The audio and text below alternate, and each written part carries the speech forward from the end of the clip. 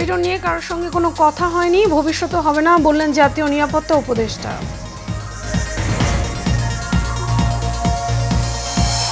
ইশরাককে মেয়রের দায়িত্ব দেওয়ার দাবিতে আজও রাজধানীতে বিক্ষোভ, কান কথায় শপথ বন্ধ রাখা গর্হিত কাজ, মন্তব্য জয়নাল আবেদিনের।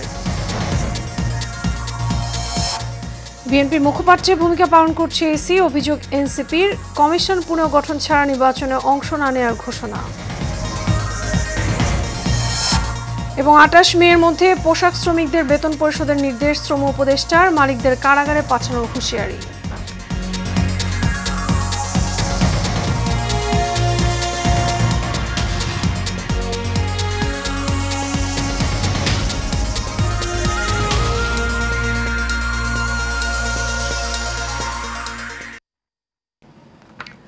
স্বাগত এশিয়ান প্রাইম নিউজে, আপনাদের সঙ্গে আছি আমি মিতা মৌসুমী। শুনছিলেন বিআরবি কেবল ইন্ডাস্ট্রিজ লিমিটেড সংবাদ শিরোনাম।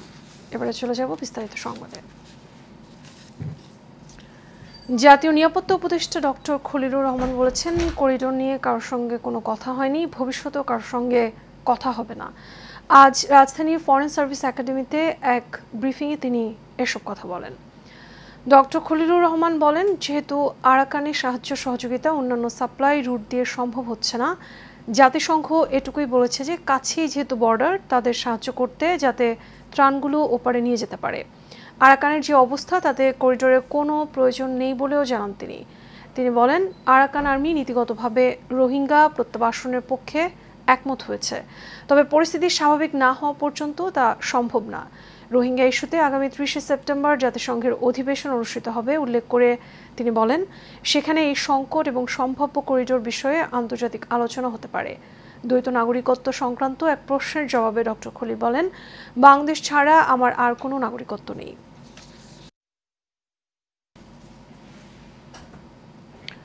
বিএনপি নেতা ইশরাক হোসেনকে ঢাকা দক্ষিণ সিটি কর্পোরেশনের মেয়রের দায়িত্ব বুঝিয়ে দেওয়ার দাবিতে এবং স্থানীয় সরকার উপদেষ্টা আসিফের পদত্যাগের দাবিতে হাইকোর্ট, মৎস্য ভবন, কাকরাইল এবং যমুনা অবরুদ্ধ করে অবস্থান নিয়েছে তার সমর্থকরা। এদিকে ইশরাককে মেয়র হিসেবে শপথ না পড়ানোর নির্দেশনা চেয়ে করা রিটের ফের শুনানি হয়েছে আজ। তবে এ বিষয়ে হাইকোর্ট আদেশ দেবেন কাল। বিস্তারিত মন্ডল আনামের রিপোর্টে। ঢাকা দক্ষিণ সিটি কর্পোরেশনের মেয়রের দায়িত্ব ইশরাক হোসেনকে বুঝিয়ে দেওয়ার দাবিতে এবং স্থানীয় সরকার উপদেষ্টা আসিফ মাহমুদের পদত্যাগের দাবিতে হাইকোর্ট, মৎস্য ভবন ও কাকরাইল মোড় অবরুদ্ধ করেন তার সমর্থকরা। বিক্ষোভকারীদের অভিযোগ, আদালতের রায়ে মেয়র হিসাবে ইশরাকের নাম ঘোষণার পর সরকার তাকে শপথ নেওয়ার সুযোগ দিচ্ছে না। কোর্টের মাধ্যমে রায় হয়েছে, সরকার নির্বাচন কমিশনের মাধ্যমে গেজেট হয়েছে, এখন শুধু দায়িত্ব আছে ওনার শপথ বাক্য পাঠ করে আমাদের নগর পিতা হিসাবে দায়িত্ব পালন করতে দিবেন এবং আমরা নগরবাসী হিসাবে আমরা তার সেবা পাবো, কিন্তু সেটা থেকে বঞ্চিত হচ্ছে আমরা। সেই জন্যই আমরা আজকে 17 দিন, আজকে 7 দিন যাবৎ আমরা রাজপথে আছি। সরকার যদি এটা না পারে তাহলে থাকার দরকার নাই তো ভাই, থাকার দরকার নাই। সাধারণ মানুষের যদি কাজ না করতে পারে, হাইকোর্ট যখন রায় দিছে, গেজেট প্রকাশ হয়েছে, তখন তাকে কেন করবে না? এটা তো শুধু আমি মনে করি জনতার রায়কে উপেক্ষা করতেছে। এদিকে ইশরাককে দক্ষিণ সিটি কর্পোরেশনের মেয়রের দায়িত্ব বুঝিয়ে দেওয়ার পাশাপাশি 2 ছাত্র উপদেষ্টা পদত্যাগ না করা পর্যন্ত রাজপথ দখলে রাখার ঘোষণা দেন নেতাকর্মীরা। আমরা আসি ইনশাল্লাহ, পূর্বাই আমাদের নেতা জেলা সভাপতি তাদের মুখ্যমন্ত্রী আছি, এই ইশরাকের মেয়র ঘোষণা আগ পর্যন্ত আমরা রাজপথ ছাড়বো না ইনশাল্লাহ। আদালত যে রায় দিয়েছে ইশরাক হোসেন সাহেবকে, এটা ভোটের স্বীকৃতি দিয়েছে, ভোট পেশে নির্বাচিত হয়েছে, কিন্তু আজকে যদি সরকার এই ধরনের প্রশ্নবিদ্ধ করে, এই প্রশ্নবিদ্ধের যে রূপকার সে হলো আসিফ মাহমুদ। আসিফ মাহমুদ সাহেবের ঈর্ষান্বিত এবং তার অপকৌশলেই আজকে এই দুরবস্থা দেখা দিয়েছে। ইশরাকের শপথের ইস্যুতে রিটের শুনানির রায় বৃহস্পতিবার ঘোষণার দিন ধার্য করেছেন আদালত। Mondal Enam, Asian television, Dhaka. জনগণের মূল দাবি নির্বাচনকে অন্যদিকে ঘুরিয়ে দেওয়ার জন্যই নানান নাটক সাজানো হচ্ছে বলে মন্তব্য করেছেন বিএনপি চেয়ারপারসন উপদেষ্টা জয়নাল আবেদিন ফারুক। সকালে প্রেস ক্লাবে আয়োজিত এক অনুষ্ঠানে এমন মন্তব্য করেন তিনি। বলেন, কখনো হামিদ, কখনো আইভি, কখনো ফারিয়া, এক এক সময় এক এক নাটক সাজানো হচ্ছে পরিকল্পিতভাবে। এ সময় তিনি বলেন, কারো কান কথা শুনে ইশরাকের শপথ বন্ধ করে থাকলে তা অত্যন্ত গর্হিত কাজ। পরে প্রেস ক্লাবের বাইরে এক অনুষ্ঠানে বিএনপি চেয়ারপারসনের উপদেষ্টা আব্দুস সালাম শেখ হাসিনার অসমাপ্ত কাজ সম্পন্ন করতে অন্তর্বর্তী সরকার কাজ করে যাচ্ছে কিনা এমন প্রশ্ন তোলেন। এ সময় ইশরাককে মেয়রের দায়িত্ব বুঝিয়ে দেওয়ার আহ্বান জানান তিনি।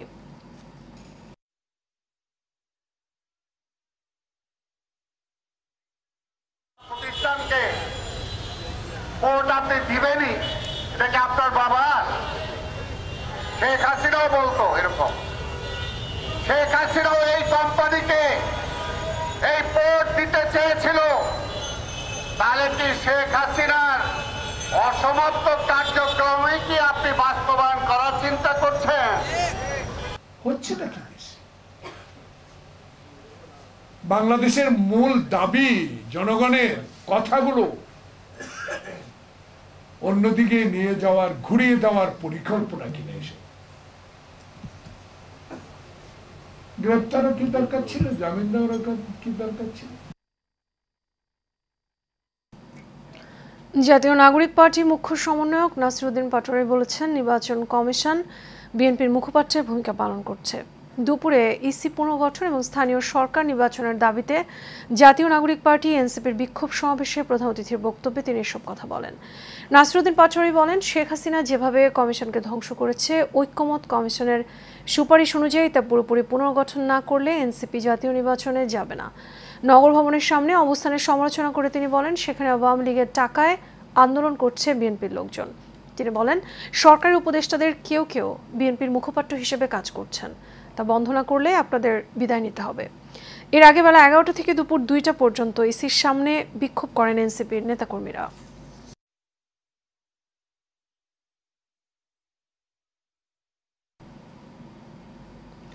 ঈদুল আজহায় নৌপথে নিরাপত্তার জন্য নৌ পুলিশ এবং কোস্টগার্ড কাজ করবে জানিয়ে শ্রম এবং কর্মসংস্থান এবং নৌ পরিবহন উপদেষ্টা ডক্টর এম শাখাওয়াত হোসেন বলেছেন, প্রত্যেক লঞ্চে আগামী 5 জুন থেকে 4 জন করে অস্ত্রধারী আনসার থাকবে। সচিবালয়ে ঈদুল আজহা উপলক্ষে নৌপথে যাতায়াতের সার্বিক প্রস্তুতি নিয়ে সাংবাদিকদের সঙ্গে আলাপকালে তিনি এসব কথা বলেন। এছাড়া 28 তারিখের মধ্যে পোশাক শ্রমিকদের বকেয়া টাকা পরিশোধ করতে হবে জানিয়ে উপদেষ্টা বলেন, সেটি না করলে যাদের বিরুদ্ধে মামলা আছে তারা গ্রেপ্তার হবেন। একই সাথে যেসব মালিকের বিরুদ্ধে ওয়ারেন্ট জারি হয়েছে তারা বিদেশে থাকলে রেড অ্যালার্ট জারি করা হবে বলেও জানান তিনি।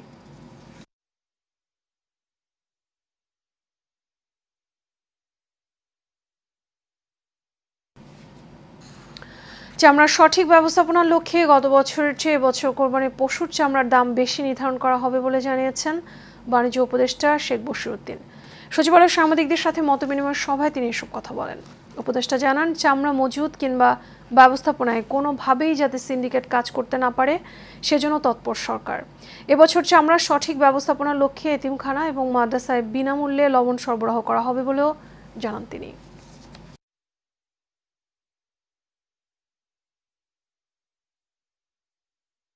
এবার সারা বাংলা।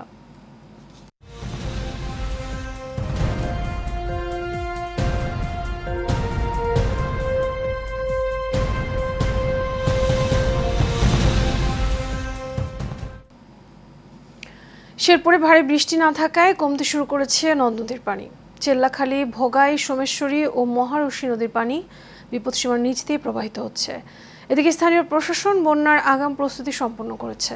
এছাড়া মন্ত্রণালয় শুকনো খাবার ও টিন বরাদ্দ চেয়ে চিঠি দিয়েছে। আর জেলার 93% বেশি জমির ধান কাটা হয়েছে, বাকি ধান কাটার পরামর্শ দিচ্ছে কৃষি বিভাগ। অন্যদিকে সুনামগঞ্জ এবং ভারতের চেরাপুঞ্জিতে গত কয়েকদিনের বৃষ্টিপাতের কারণে হাওর এবং নদ নদীতে স্বাভাবিকভাবে পানি বাড়ছে। সুরমা, কুশিয়ারা নদীসহ অনেক নদীর পানি কিছুটা বৃদ্ধি পেলেও তা এখনও বিপদসীমার অনেক নিচে রয়েছে। ফলে আপাতত বন্যার শঙ্কা নেই বলে জানিয়েছে পানি উন্নয়ন বোর্ড। গ্যাসের বিকল্প স্মার্ট লাকড়ি চুলা বানিয়ে ভাগ্য পরিবর্তন করেছেন ফরিদপুরের 2 যুবক। ধোঁয়ামুক্তভাবে মাত্র 500 টাকায় রান্না করা যাবে পুরো মাস। উদ্যোক্তা হোসেন এবং ওহাব জানান, নতুন প্রযুক্তির স্মার্ট লাকড়ির চুলা যা গ্যাসের চমৎকার বিকল্প। এই চুলা ব্যবহারে রান্নার খরচ গ্যাসের তুলনায় প্রায় 3 ভাগের 1 ভাগ। সিলিন্ডারের মতো কোনো ঝুঁকিও নেই। রান্না করা যাবে যে কোনো জায়গায়, যে কোনো পরিবেশে। বিদ্যুৎ খরচ মাসে মাত্র 10 থেকে 15 টাকা। চলে মোবাইল চার্জার দিয়েই। এই চুলায় রয়েছে 2টি কুলিং ফ্যান যা ভেতরে অক্সিজেন প্রবাহ বজায় রাখে, ফলে আগুন সহজে জ্বলে এবং ধোঁয়াও হয় না।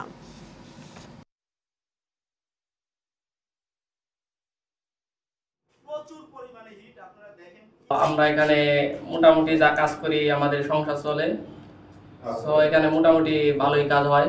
আমাদের লক্ষ্য দুটো, একটা হচ্ছে আমরা আসলে নিজের পেট বাঁচানোর জন্য করতেছি, আর একটা বড় লক্ষ্য হচ্ছে আমাদের যে বেকারত্ব আছে এটা কিছুটা আমি যদি দূর করতে পারি আমার মাধ্যমে, তাহলে এটাই আমার মেইন লক্ষ্য। গ্যাস 1500-1600 টাকা মাসে ছোট ফ্যামিলির জন্য খরচ হয়, আর এর জন্য 500-600 টাকা লাগতে সারা মাস এক ফ্যামিলির রান্না হয়ে যাচ্ছে। উদ্বোধনের 2 বছরও চালু হয়নি বরিশালের IT training and incubation centre. আধুনিক ভবন সহ সব ধরনের সুযোগ সুবিধা থাকার পরও কোনো কাজে আসছে না আইটি সেন্টারটি। ফলে পিছিয়ে পড়ছে তথ্য এবং প্রযুক্তিতে দক্ষ জনশক্তি তৈরিতে এই কার্যক্রম। যদিও জেলা প্রশাসন বলছে দ্রুতই চালু করা হবে আইটি সেন্টারটি। অপূর্ব আরোয়ের ক্যামেরায় কামরুজ্জামান ডলারের রিপোর্ট, জানাচ্ছেন মেহরাব সুমন। নীল কাচে ঘেরা 6তলা নান্দনিক ভবনটি নজর কাড়ে যে কারোরই। ভেতরে কাচের গম্বুজ সৌন্দর্য আরও বাড়িয়েছে। পাশেই দোতলা ক্যান্টিন ও মিলনায়তন। বলছি বরিশাল নগরীর নথুল্লাবাদ 2.5 একর জায়গায় গড়ে তোলা আইটি ট্রেনিং অ্যান্ড ইনকিউবেশন সেন্টারের কথা। উদ্বোধনের 2 বছর পার হলেও এখনও চালু হয়নি IT training and incubation centre. ফলে আধুনিক সব সুযোগ সুবিধা থাকার পরেও উপকার পাচ্ছেন না আইটি খাতের উদ্যোক্তারা। সোশ্যাল মিডিয়া আউটসোর্সিং নিয়ে যারা কাজ করতে চাই তাদের একটা আবাসস্থল হবে আইটি সেক্টর, কিন্তু এটা বিগত দিন থেকে অকার্য হিসাবে পড়ে আছে। সরকারিভাবে বরিশালে আপনার অন্য কোনো প্রতিষ্ঠান এরকম চালু হয় না, এইটাই প্রথম।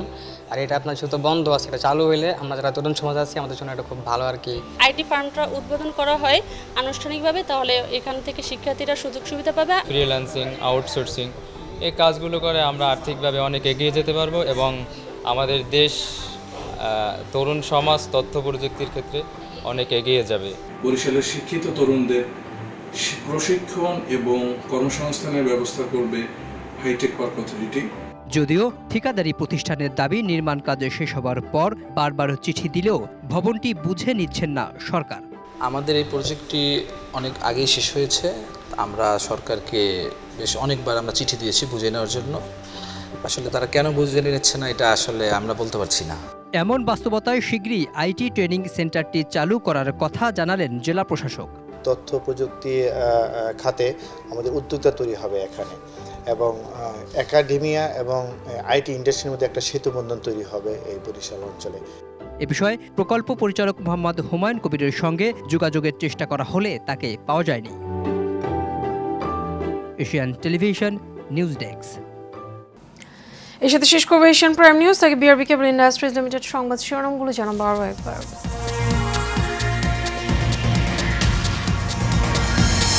করিডোর নিয়ে কারোর সঙ্গে কোনো কথা হয়নি, ভবিষ্যতেও হবে না বললেন জাতীয় নিরাপত্তা উপদেষ্টা।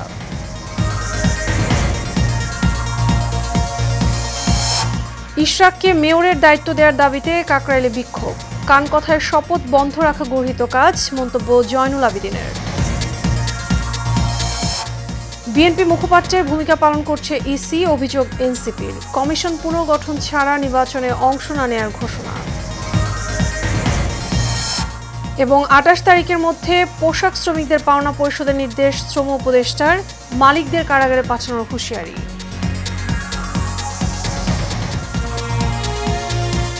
এশিয়ান প্রাইম নিউজ এ পর্যন্ত। আমাদের পরবর্তী সংবাদ দেখার আমন্ত্রণ রইল। আপনার সহায় থাকার জন্য ধন্যবাদ সবাইকে।